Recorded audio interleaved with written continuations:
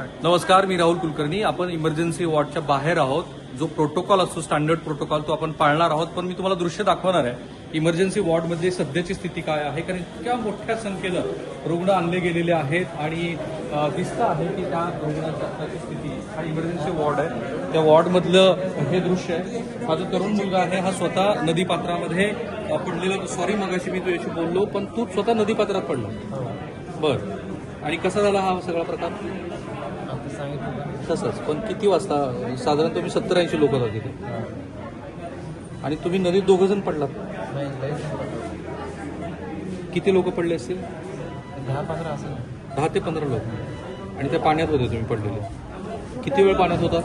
मी एक बरं. आणि ही जी दृश्य आहे, ही दृश्य तुम्ही आता बघत इमर्जन्सी वॉर्डमध्ये आहे. जवळपास प्रत्येक बेडवरती जर तुम्ही हे दृश्य बघितलं तर प्रत्येक बेडवरती रुग्ण आहे जवळपास. आत्ता डॉक्टरांची संख्या मोठ्या प्रमाणामध्ये ह्या रुग्णांना ट्रीट करण्यासाठी आहे. बहुतेकांना जी इंजुरी झालेली आहे ती इंजुरी अशा पद्धतीच्या फ्रॅक्चरची आहे. मी पुन्हा एकदा सांगतो की जो स्टँडर्ड प्रोटोकॉल आहे त्या प्रोटोकॉलप्रमाणेच आम्ही हे कव्हरेज करत आहोत. कुठल्याही रुग्णांना उपचारामध्ये अडथळा येणार नाही अशा पद्धतीचं हे आमचं मार्गदर्शन चालू आहे. आणि याच्यामध्ये आपण बघत आहोत त्याप्रमाणे वॉर्डमध्ये मोठ्या संख्येनं रुग्णसंख्या आहे. डॉक्टर उत्तम पद्धतीनं काम करतायत. सगळे इथे जे हॉस्पिटल असतात ना ती लोक आहेत ते सगळे इथे तैनात आहेत. ही दृश्य इमर्जन्सी वॉर्डमध्ये आहे. वॉर्डमध्ये तुम्ही बघू जे पेशंट आहे ते पेशंट ॲडमिट आहे. दुसरी अवस्था आहे त्यालाही डिस्टर्ब न करता आपल्याला हे जे परतंकन आहे ते करायचं आहे. आणि त्याच्यामध्ये पोलीस आलेले आहेत चौकशीसाठी. त्याप्रमाणे पेशंट जखमी झाले त्यांचे जवळचे कोणीतरी गेलेलं आहे अशांचा पण इथे समावेश. आणि त्यांच्याशी बोलणार नाही कारण त्यांचं दुःख मोठं आहे. ते दुःख इमर्जन्सी वॉर्डमधलं दृश्य मगाशी त्यांनी मला असं सांगितलं. एक तर तुझं पूर्ण नाव सांगितलं. दीपक कांबळे. दीपक, तू जेव्हा तिथे गेला तेव्हा तू काय बघितलंस? म्हणजे आम्ही तर असं फिरायलाच गेलतो, पण आता तिथं गेल्याच्या नंतर ते झालं ना, घडलं तर गेलो आम्ही तिथं. आता गर्दी झाली पुलाव खूप. गर्दीमुळं म्हणजे आम्ही पण हळूहळू चालत होतो. तो एकदम जास्त लोड झाला म्हणून पूल पडला. किती वेळा सगळा प्रकार घडला? आम्ही तिथे जाण्यात एक 15 ते 20 मिनिटं. आम्ही तिथे गेल्यास 15 मिनिटातच झालं. 15 मिनिटं. हां, त्याच्याकडे पडला. आणि तू तुझ्या डोळ्यासमोर ते छोट्या बाळाचं बघितलंस ते काय आहे? तो मी गेलताच 8 लाखलाच होता तो. छोटं बाळ? हां, किती वर्षाचं असेल? 5-6 वर्षाचा. आणि त्याची आई काय म्हणाली? त्याची आई म्हणत होती काढा म्हणून त्याला, पण आता ते निघत नव्हतं ना, अडकून जाम बसला होता त्याच्यामुळे. आणि त्यांचे जे मिस्टर होते ते त्याच्या खाली अडकले होते. त्यांना तर आम्हाला काढताच येत ना. आम्ही प्रयत्न केला काढायचा. आम्ही उठलो तिथून कारण की आम्ही जास्त नव्हतो याच्यात.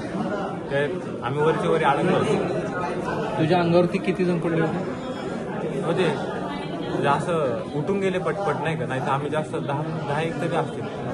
10 ते 15 लोक. 10 ते 15 असतील आरामात. आणि वरचे पूल सगळे लोक एका साईडला पडले. खाली पडल्यामुळे वरचे पण लोक एका साईडला म्हणजे आमच्याच अंगावर आले. तुझ्या अंगावर पडले? हा, आम्ही मध्य भागात होतो.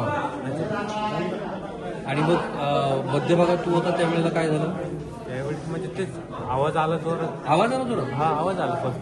पहिले आम्हाला वाटतं दगड बिगड फेकलं म्हणजे असं जोरात आवाज आला. म्हणजे 5-6 सेकंदातच पडला. 5 ते 6 सेकंद. 5 ते 6 सेकंद. आणि ज्या बाईंच्या त्या काकूंची 2 मुलं गेली त्या काय म्हणाल्या? त्या म्हणत होत्या म्हणजे त्यांच्या पण डोक्याला लागलं होतं. त्यांचं रक्त हे खूप येत होतं. त्या म्हणत होते की म्हणजे नाही का ओरडू सांगत होते की काढा माझ्या मिस्टरांना काढा. मग त्यांना बघून आम्ही त्यांना काढायचा प्रयत्न केला पण ते निघत काही नव्हतं. मला माफ करा की आम्ही हे अशा पद्धतीनं खरं तर दीपकची मानसिक स्थिती चांगली आहे. दीपक असं आणि दीपक कांबळेने आपल्याला जे सांगितलं तो सांगण्याच्या स्थितीत आहे. जे सांगण्याच्या स्थितीत नाही त्यांचं आम्ही अजिबात घेत नाही. पण हे का महत्त्वाचं आहे? तुम्हाला माहिती आहे की तो पूल हा योग्य नाही आहे वाहतुकीसाठी. तुम्ही गेल्या वर्षी फलक लावला.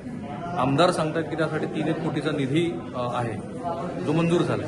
जर असं असेल तरीही तिथे पर्यटकांची संख्या होती, जास्त संख्येनं. दीपक म्हणला की 400पेक्षा अधिकचे लोक होते. तर ह्या लोकांचं म्हणणं असं आहे की कल्पेबल होमिसाईड म्हणजे निष्काळजीपणाचा गुन्हा मनुष्यवधाला कारणीभूत ठरल्याचाच ह्या लोकांवरती दाखल करायला हवा. कारण स्थिती बघा ना, इमर्जन्सी वॉर्डमध्ये असा बेडच शिल्लक नाही आहे की ज्या बेडवरती पेशंट नाही आहे. आणि ह्या स्थितीला जे जबाबदार आहेत त्यांचं दुःख, ज्यांच्या कुटुंबातलं कोणी ना कोणी तर गेलं आहे ते तर न भरून घेण्याचं आहे. मी राहुल कुलकर्णी, NDTV मराठी, पुणे. असाइनमेंटचे